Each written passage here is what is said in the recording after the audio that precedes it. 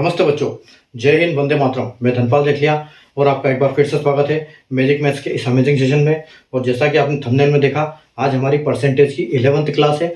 10 class इससे already हम पहले कर चुके हैं। अगर आपने वो नहीं देखी तो डिस्क्रिप्शन में आपको एक सीक्वेंस में सारी क्लासेस मिल जाएगी, वहाँ से आप सारी क्लासेस देख सकते हो, 1 से लेकर 10 क्लासेस तक। जो 10 क्लास है उनमें फर्स्ट क्लास में मैंने परसेंटेज के बेसिक्स सिखाए थे कि किस हिसाब से बेसिक्स का कैलकुलेशन करते हैं, कैसे काम करते हैं इनके कॉन्सेप्ट, ठीक है। और दूसरी क्लास से हमने क्वेश्चन स्टार्ट किए थे और उन क्वेश्चनों को लेवल बढ़ाते हुए हम क्लास 10 तक पहुंच गए थे। तो 10th क्लास तक हमने जो टोटल क्वेश्चन की बात करें तो हमने 59 क्वेश्चन किए थे और आज 11th क्लास में हम क्वेश्चन नंबर 60, जैसे कि आप बोर्ड पे देख सकते हो, वहां से स्टार्ट करेंगे, ठीक है। तो ये क्वेश्चन आज हम अभी करने वाले हैं और इनसे आगे बढ़ेंगे क्वेश्चन में, ठीक है। तो अगर आपने चैनल को सब्सक्राइब नहीं किया है तो चैनल को सब्सक्राइब कर लीजिए। अगर आप फर्स्ट टाइम विजिट कर रहे हैं तो चैनल को सब्सक्राइब करके बेल नोटिफिकेशन को ऑल पे प्रेस करें, ताकि आपको हर वीडियो की आने वाली नई इंपॉर्टेंट वीडियो की नोटिफिकेशन आपको मिले और आप कोई भी इंपॉर्टेंट वीडियो मिस न करें, इंपॉर्टेंट क्लास मिस न करें। तो आप वहां से क्लास देख सकते हो, ठीक है।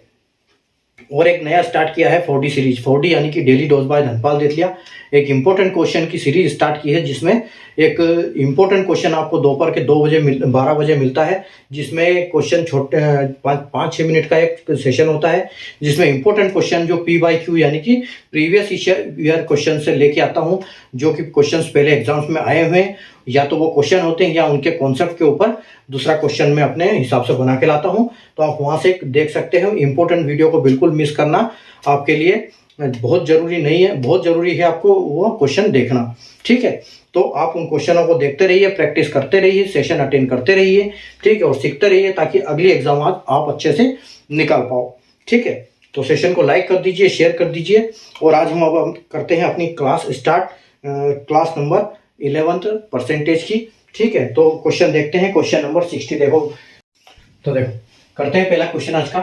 तो क्वेश्चन क्या है कि क्वेश्चन नंबर 60 है, पेट्रोल के मूल्य पर 20% की वृद्धि हो जाती है तो पेट्रोल की खपत को कितने प्रतिशत कम करना होगा ताकि पेट्रोल पर खर्च अपरिवर्तित रहे, ठीक है। तो price of petrol rises by 20%, by how much percent should be consumption of petrol B reduced so that the expenditure does not change, ठीक है। तो देखो यहाँ पर क्या है, 20% पेट्रोल की वृद्धि हो जाती है पैसे की इसमें रेट में, ठीक है।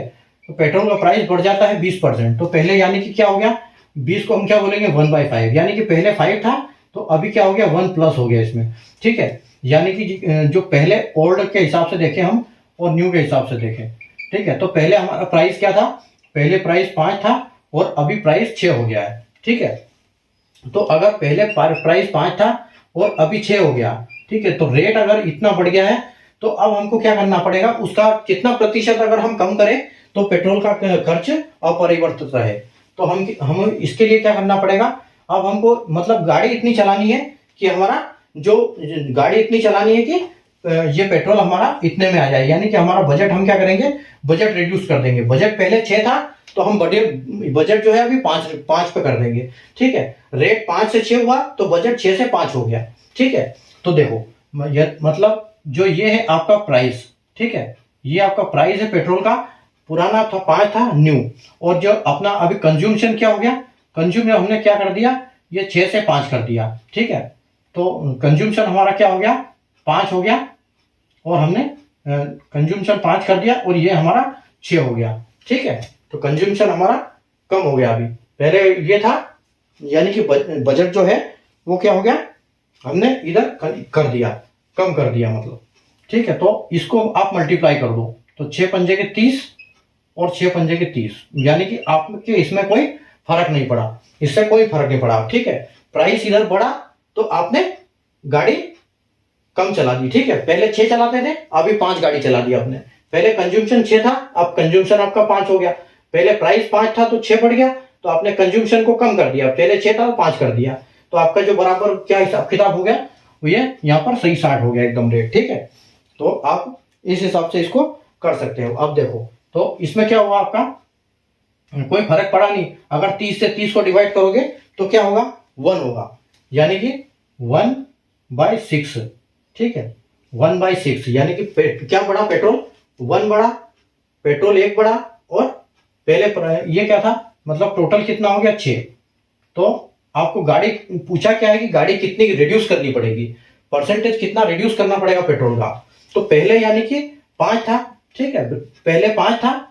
इसको हम देखेंगे क्योंकि ये हमारा कंजम्पशन है, तो पहले 6 था और अभी हमने 5 कर दिया, यानी कि एक कम कर दिया, तो एक माइनस हुआ और पहले था 5, पहले था 6, ठीक है, 6 से एक कम कर दिया हमने और इसको इंटू 100 करो तो ये कितना होगा। अगर 6 से 100 को डिवाइड करेंगे तो ये कितना होगा, ये होगा 16.66%, ठीक है। और 16.66% को जैसे अगर आपने फर्स्ट क्लास देखी होगी तो आपको पता होगा कि 66 को हम 0.66 को हम 2/3 बोलते हैं, तो यानी कि ये क्या हो जाएगा 16 2/3, ठीक है। यानी कि 16 सहित 2/3 जो है कंज्यूमशन है, ठीक है, खपत है पेट्रोल की, वो हम कम कर देंगे ताकि हमारा जो पेट्रोल है प्राइस बढ़ने से भी वो बजट में रहेगा और उतना ही हमारा खर्चा चलता रहेगा, ठीक है। जो पिछले महीने था वही हमारा खर्चा चेंज नहीं होगा इससे, ठीक है। तो ये ऑप्शन नंबर सी जो है आपका बिल्कुल करेक्ट आंसर हो जाएगा ये, ठीक है। यहाँ पर तो इस हिसाब से हम ये आंसर क्वेश्चन कर सकते हैं, ठीक है।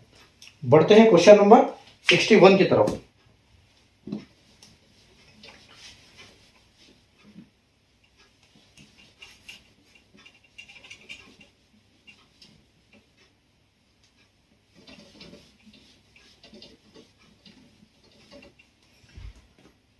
क्वेश्चन नंबर 61,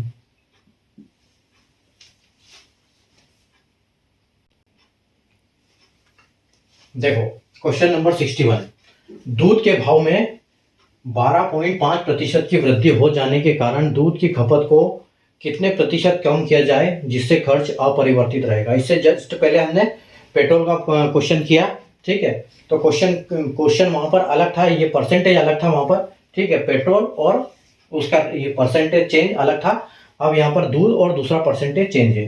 तो due to increase of rate of milk, अच्छा यहाँ लिखा नहीं है मिल्क, बाय 12.5%, ठीक है। How much consumption of milk to be reduced so that expenses on milk remain unchange, ठीक है। तो देखो यहाँ पर क्या है, यहाँ पर हमको दिया है 12.5%, और 12.5% का मतलब क्या होता है 1/8, इसको हम बोल सकते हैं 1/8, ठीक है। तो अगर हम बात करें कि पहले और अभी, ठीक है, तो पहले हमारा दूध का प्राइस क्या था, पहले दूध का भाव था पहले 8, ठीक है, बजट जो दूध का बजट था वो 8 था, रेट था 8, और अब जो है 1 बढ़ गया इसमें, ठीक है, यानी कि 12.5% बढ़ गया। तो 1 बढ़ गया तो अभी कितना हो गया दूध का रेट 1। तो कंज्यूमशन हमको क्या करना पड़ेगा कि कंज्यूमशन हम जो पहले कर रहे थे वो चेंज करना पड़ेगा। जैसे पहले 8 था, रेट बढ़ गया दूध का इधर, ठीक है, रेट बढ़ गया तो हमको कंज्यूमशन इतना करना पड़ेगा, 9 से 8 ले जाना पड़ेगा, ठीक है। तो ओल्ड जो कंज्यूमशन था वो था 9 और हमारा नया कंज्यूमशन आ गया 8, कंज्यूमशन हमने कम कर दिया, इसको कर दो मल्टीप्लाई, ठीक है, इसको कर दो मल्टीप्लाई तो कितना हो जाएगा 9 × 72 और 9 × 72 72। तो यहाँ पर आपके बजट में कोई फर्क नहीं पड़ा, लेकिन हमसे पूछा क्या गया है कि हमको ये कम कितना करना पड़ेगा, ठीक है, दूध कितना कम खपत करना पड़ेगा। तो खपत की मात्रा कहाँ से निकलेगी 9 और 8 से, यानी कि पहले हम 9 करते थे और अभी 8 कर दिया, ठीक है। तो यानी कि 1% हमने कम कर दिया, 1 यूनिट कम कर दिया, ठीक है, तो -1 हो गया। तो अगर हम 1 को, ठीक है, किससे करेंगे 9 से, पहले 9 था अभी 1 है, ठीक है, अभी यानी कि 1 कम हो गया तो अभी 8 हो गया। हाँ, पहले चेंज क्या हुआ वो लिखना है, चेंज हुआ 9 × 100, कितना कम हुआ। तो देखो अगर 9 को आप 100 से डिवाइड करोगे तो आपको पता है क्या मिलेगा, आपको मिलेगा 11.11, ठीक है, 11.11 मिलेगा, और 11 इसको मल्टीप्लाई करोगे तो आपको फाइनल आंसर मिलेगा 11.11%, ठीक है। और अगर आपने फर्स्ट क्लास देखी होगी कैसे इसको चेंज करते हैं फ्रैक्शन में, तो 11.11% को हम क्या बोलते हैं 11/1/9%, ठीक है, इसका ये आंसर होता है, ठीक है। तो जो आपका आंसर जो है सी है वो बिल्कुल करेक्ट हो जाएगा, ठीक है। तो 11 जब 9 से डिवाइड करोगे तो आपको 11.11 मिलेगा, और इसका ये भी उल्टा भी है, जब आप 11 से डिवाइड करोगे तो आपको 9.09 मिलेगा, मतलब 9.9 हो गया वो, ठीक है। तो ये है, तो दूध का भाव 12.5% की वृद्धि हो गई, तो खपत कितना कम किया जाना चाहिए, तो 11%, 11 सहित 1/9% कम किया जाएगा खपत। तो बजट पे कोई फर्क नहीं पड़ेगा, जो एक्सपेंसेस है मिल के लिए वो अनचेंज रहेंगे, ठीक है, वो चेंज नहीं होंगे, ठीक है। तो ये था कुल मिला के क्वेश्चन, ठीक है। उम्मीद है आपको कॉन्सेप्ट इसका समझ में आ गया होगा। अगले क्वेश्चन पे पढ़ते हैं, क्वेश्चन नंबर 62 की तरफ।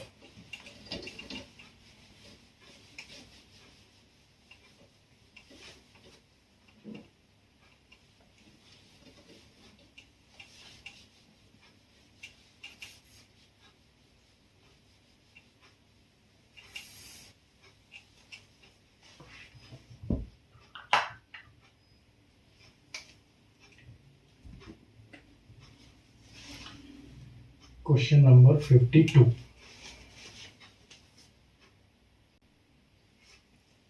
आइए, क्वेश्चन नंबर 52। दो संख्याएं पहली की तुलना में क्रमशः 20% और 25% कम है। दूसरी और तीसरी संख्या को कितना प्रतिशत बढ़ाया जाए कि तीनों संख्याएं समान हो जाए, ठीक है। Two numbers in comparison with first number 20% और 25% respectively less, how much percentage increase in second and third number two make them equal all three numbers, ठीक है। तो क्या है कि तीन संख्याएं हैं, तो जो दूसरी और तीसरी संख्या है वो क्या है, पहली के कंपैरिजन में कम है, ठीक है। जो कि पहली जैसे दूसरी 20% है और तीसरी जो है वो 25% कम है, ठीक है। तो इनको कितना परसेंट बढ़ाया जाए कि ये भी अपने आप में सारे 100 हो जाए, ठीक है। तो हम एज्यूम करते हैं कि जो तीन संख्याएं हैं, मान लो कि यहाँ पर ए, बी और ये सी, ये तीन संख्याएं हैं, ठीक है। तो तीन संख्याएं हैं, तो पहली की तुलना में, यानी कि तुलना किससे कर रहे हैं, ये एक इससे, तो ये मान लो कि अपने आप में ये 100% है, ठीक है, ये 100% है। तो ये 100 है, तो दूसरी संख्या कितनी है, क्रमशः बोला है, यानी कि जो दूसरा नंबर आया है वो इसके लिए आया है, तो 20% कम है, यानी कि ये कितनी है, ये 80 है, ठीक है, ये 80 है। और जो तीसरी है वो क्या है, 25 कम है, यानी कि वो 75 कम है, ठीक है। तो ये 75 कम है, ठीक है। तो बी और सी, ठीक है, बी और सी संख्या जो कि एक 80 है और एक 75 है, तो इनको कितना परसेंटेज इंक्रीज किया जाए, ठीक है, कितना परसेंटेज दोनों को प्लस किया जाए, तो ताकि ये क्या हो जाए, ये संख्या भी 100% बन जाए, ठीक है। ये है क्वेश्चन, ठीक है। तो देखो क्या करेंगे, एक है 20% कम यानी कि 80, और तीसरी जो है 25% कम है, यानी कि वो संख्या उसको हम मान सकते हैं 75, ठीक है। तो देखो यहां पर हम क्या कर सकते हैं कि इसको बढ़ाना कितना पड़ेगा हमको, ये कम कितनी है, ये वाली जो संख्या है, ये वाली संख्या क्या है, ये संख्या है 20 कम, ठीक है, 20 कम है। और किसके कंपैरिजन में, ये है कितनी, बेस कितना इसका है 80, ठीक है, 20/80 तो इंटू 100, अगर 80 ये है तो 100 करने के लिए कितना होगा, ठीक है। तो इसको हम क्या करेंगे, देखो ये जाएगा 4 से और ये जाएगा 5 से, और ये हो जाएगा 4 से 5 बार, यानी कि 25, तो 25%, यानी कि इस संख्या को, इसको जो बी को है 25% बढ़ानी पड़ेगी, तो ये क्या हो जाएगी, ये 100 हो जाएगी। क्योंकि देखो 80 जो होता है, 80 को अगर 4 भाग में डिवाइड करोगे तो एक हिस्सा 4 इसका 20 का आएगा, तो 20 यानी कि 20 जो 80 का जो 20 आएगा, 80 में से 20 वो 25% होगा। अगर 20 बढ़ेगा यानी कि 25% बढ़ेगा तो ये 100 हो जाएगी। तो एक तो ये पहली संख्या है जो इसको 25% बढ़ानी पड़ेगी, ठीक है, ये तो 25% बढ़ानी पड़ेगी। और दूसरी संख्या क्या है, दूसरी संख्या है 75, यानी कमी कितनी है, इसमें कमी है 25% की, ठीक है, 25% की कमी है, और है कितनी है, 75 है, और करनी कितनी है, इसको 100 बनानी है। तो देखो ये 75 से 3 बार जाएगा और ये जाएगा 4 बार, ठीक है, और ये कितना आ जाएगा, 25 चौक 100 आ जाएगा, 100 हो जाएगा, 100/3 आएगा। अगर 100 को 3 टुकड़ों में डिवाइड करेंगे तो हमको मिलेगा 33.33%, ठीक है। और इसको हम 33 को 1/3 बोल सकते हैं, तो 33 1/3 इसको हम लिख सकते हैं, ठीक है। यानी कि ये 33 एक सहित 3/प्रतिशत ये इंक्रीज करनी पड़ेगी, तो ये 25 और 33 सहित 1/3 3% इसको इंक्रीज करना पड़ेगा, यानी कि 25% और 33%, 33.1 सहित 3, 1/3, 1/3। तो आपका जो ऑप्शन बी है वो बिल्कुल करेक्ट आंसर हो जाएगा। ठीक है, तो क्या है क्वेश्चन कि एक संख्या है, दो संख्या की तुलना में, दो संख्या है पहली की तुलना में 20 और 25% कम है, यानी कि ये दो संख्याएं हैं जो कि पहली की तुलना में 20% कम यानी कि 80 है, और 25% कम यानी कि 75 है। बी को 80 का कितना परसेंट बढ़ाया जाए कि 100 हो जाए, सी को 75 से कितना परसेंट बढ़ाया जाए कि ये भी 100 हो जाए। तो डीफी कितनी है 20 की कमी थी 20, नीचे रखेंगे बेस और 100% बढ़ाने यहाँ पर लिखेंगे। 20 से 80 4 बार जाएगा, 20 से 80 5 बार जाएगा, 20 से 100 5 बार जाएगा। ठीक है, और ये 4 से 20 5 बार जाएगा, 5 चौके 20 होता है, तो 25 या कि आपका पहला जो बी है आपकी, इसको 25% बढ़ाएंगे तो ये 100% हो जाएगी। और सी को अकॉर्डिंगली हम क्या करेंगे, सी का 25 की कमी है, ठीक है, 25% कम है और संख्या 75 है और इसको 100 बनाना है, तो हम 25/75 इंटू 4 करेंगे। ये 75 25 से 3 बार जाएगा और 100 25 से 4 बार जाएगा। ठीक है, तो 100 25 चौके 100/3 यानी कि 33 1/3% या 33.33% आपका आंसर आ जाएगा। ठीक है, आप ऐसे इस क्वेश्चन को कर सकते हो। ठीक है, उम्मीद है आपको कॉन्सेप्ट समझ में आ गया होगा कि इस तरह के जब क्वेश्चन आएंगे तो हमको कैसे सोल्व करना है। ठीक है, तो हम चलते हैं क्वेश्चन नंबर 53 की तरफ। ठीक है, 62 था ये क्वेश्चन नंबर, ये 62 है क्वेश्चन नंबर 62। हम चलेंगे 63 की तरफ।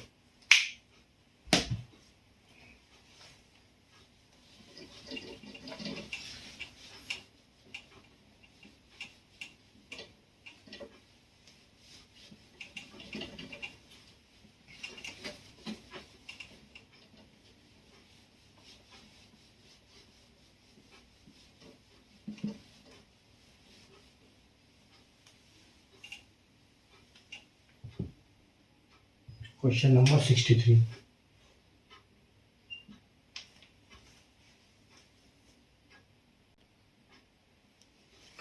देखो क्वेश्चन नंबर 63, दो संख्याएं एक तीसरी संख्या की तुलना में 30% और 60% कम है। पहली और दूसरी संख्या को तीसरी संख्या के बराबर करने के लिए क्रमशः कितना प्रतिशत बढ़ाया जाए। ठीक है, two numbers are 30% and 60% lesser than a third number, by how much percent are the first and second number to be increased to make equal both to the third number। ठीक है, तो देखो यहाँ पर क्या है, यहाँ पर 3 नंबर दिए हैं, यहाँ भी हम मान लेते हैं कि ए बी और सी ये 3 नंबर है। ठीक है, तो दो संख्याएं एक तीसरी संख्या की तुलना में, तो तुलना जिससे कर रहे हैं वो हमेशा 100% होगी। ठीक है, तो सी यानी कि तीसरी संख्या जो है वो 100% होगी, और तुलना इसको कर रहे हैं यानी कि ये पहले आएगी तो ये ए आएगी, ये बी आएगी। ठीक है, तो ए संख्या क्या है 30% कम है। ठीक है, 30% कम है यानी कि ये क्या है 70। ठीक है, और दूसरी संख्या क्या है 60% कम है यानी कि ये है 40। ठीक है, ये संख्या है 40।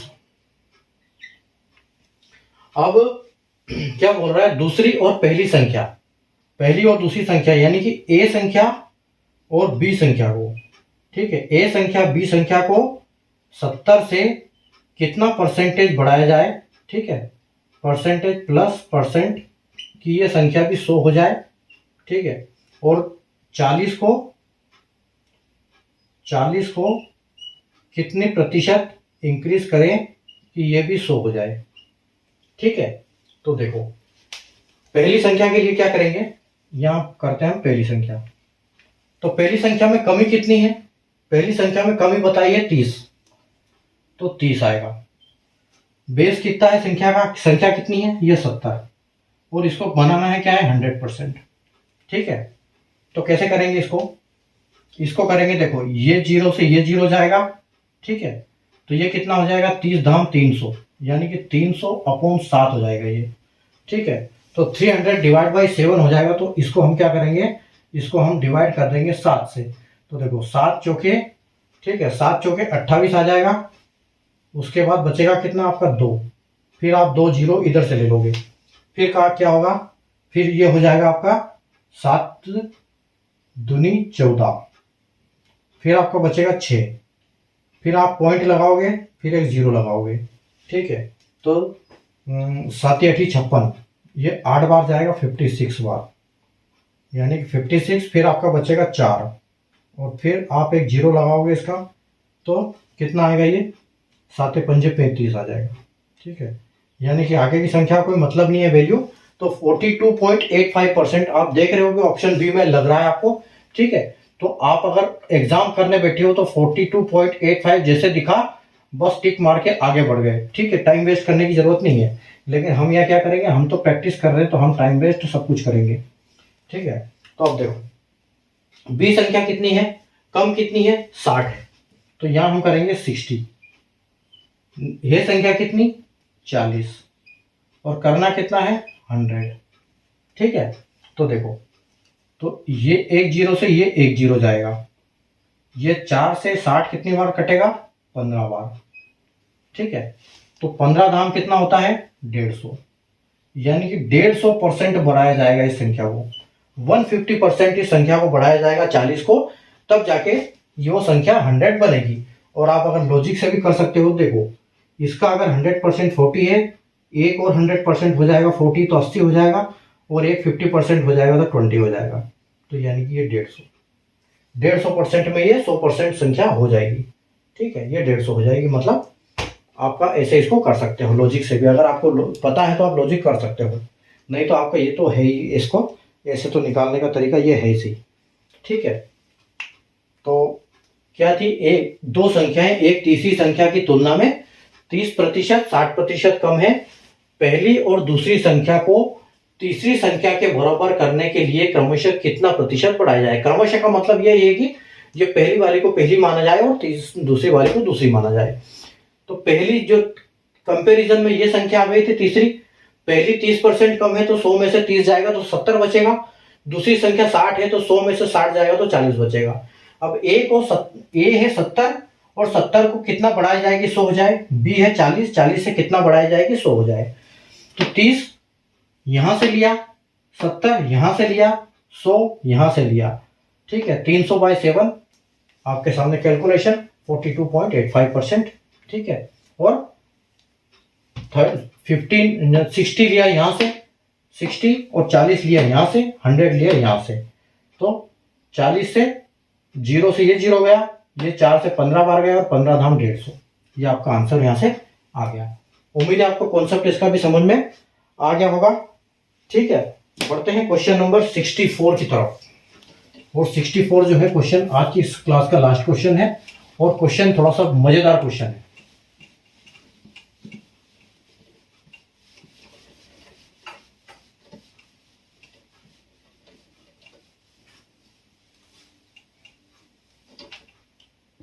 Question number 64।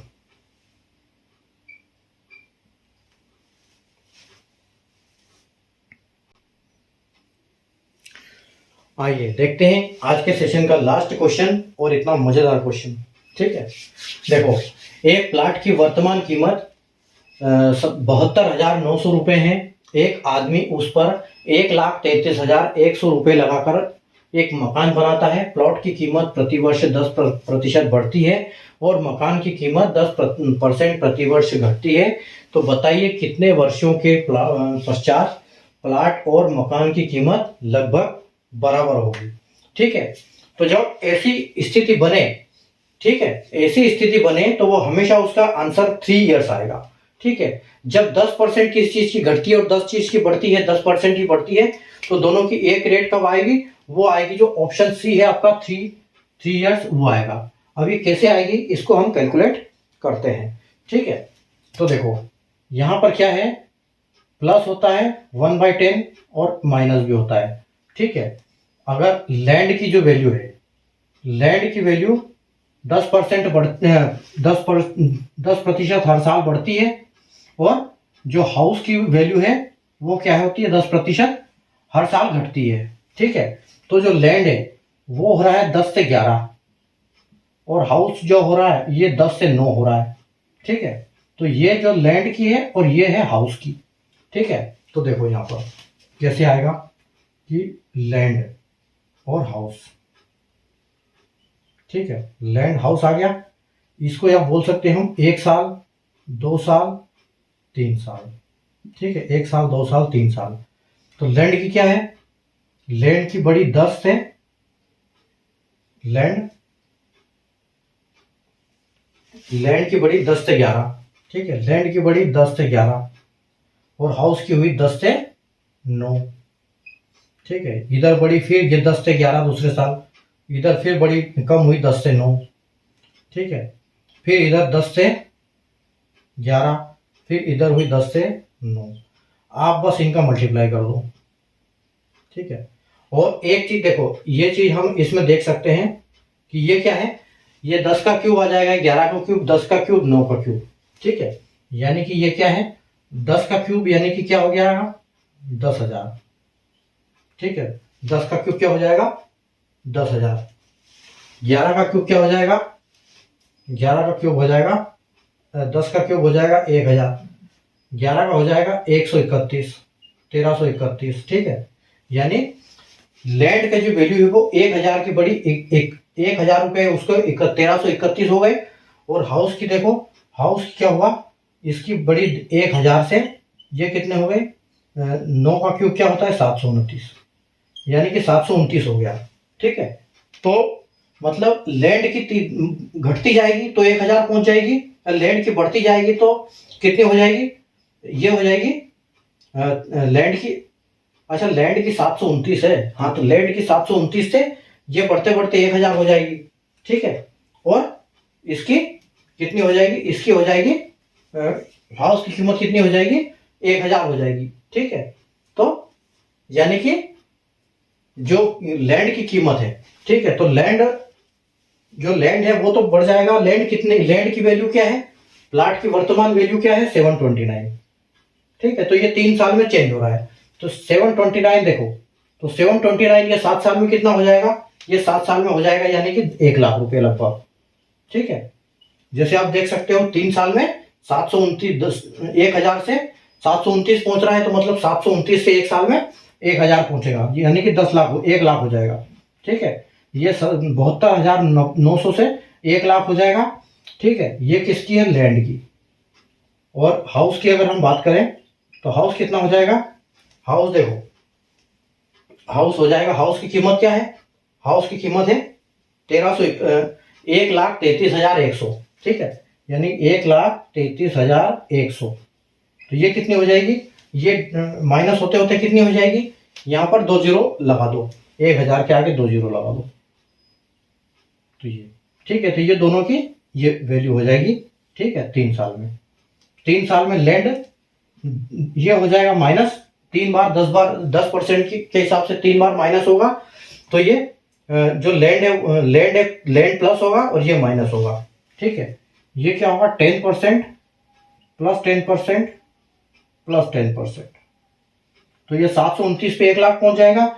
ये क्या होगा -10% -10% और -10%, ठीक है। तो ये 1,33,000 से 1 लाख पहुंच जाएगा, माइनस होगा तो ये एप्रिशिएट होगा। एप्रिशिएट का मतलब होता है, ठीक है, एप्रिशिएट मतलब इंक्रीज, और डेप्रिशिएट का मतलब होता है डिक्रीज, ठीक है। तो ये आपका यहाँ पर इंक्रीज होगा, ये डिक्रीज होगा। आपका 3 साल में लगभग प्राइस जो होगा वो सेम हो जाएगा, दोनों का 729 वाला 1,000 पे पहुंच जाएगा और 1,331 वाला भी नीचे 1,000 पे आ जाएगा। तो ये दोनों 1,000 पे मिल जाएंगे, यानी कि 3 साल के बाद इनका रेट का जो होगा वो मिलाप हो जाएगा, ठीक है। तो ये रेट इनके दोनों के सेम हो जाएंगे वहां पर, ठीक है। तो उम्मीद है आपको कॉन्सेप्ट समझ में आ गया होगा। आप यहाँ पर भी देख सकते हो 729, यानी कि सीधे सीधे ये स्क्वायर है, ये 9 का स्क्वायर है, ठीक है, इसको 9 का क्यूब है, आप इसको बोल सकते हो 9 का क्यूब, और ये 11 का क्यूब, ठीक है। तो दोनों एवरेज में 10 पे आ जाएंगे, तो 10 का क्यूब हो जाएगा, ठीक है। तो यानी कि 1,000। उम्मीद है आपको आज का कॉन्सेप्ट समझ में आ गया होगा। आज के क्वेश्चन बहुत बेहतरीन क्वेश्चन किए थे हमने, क्वेश्चन में आपको मजे आ गए होंगे आज के, ठीक है। तो अच्छा लगा होगा आज सेशन तो लाइक कर दीजिए, शेयर कर दीजिए और चैनल को सब्सक्राइब करके रखिए ताकि आने वाले हर वीडियो की नोटिफिकेशन और हर इंपॉर्टेंट क्लास की नोटिफिकेशन आपको सबसे मिले और आप आराम से देखो, आराम से प्रैक्टिस करो। ठीक है, तो मिलते हैं अपन कल वापस। ठीक है, बढ़िया क्लास, आज 11th क्लास थी, कल वापस 11वीं क्लास करेंगे हम। और 64 से, जैसे 64 तक कर दिया हम, 65 से आगे क्वेश्चन करेंगे, 65 और आगे चलेंगे वहाँ से हम। ठीक है, क्लास नंबर 12 के लिए तैयार हो जाइए, तब तक अपना प्रैक्टिस कर लीजिए बाकी क्लासों का। ठीक है, अगर इससे पहले वाली क्लास नहीं देखी तो डिस्क्रिप्शन में जाइए, वहाँ पर सारे आपको क्लासेस मिल जाएगी, 1 से लेकर 10 क्लास तक सारे आपको लिंक इसमें मिल जाएंगे। ठीक है, तो पढ़ते रहिए और मस्त रहिए। कल मिलते हैं नई क्लास में, क्लास नंबर 12 के साथ परसेंटेज की। तब तक के लिए good night, take care, bye.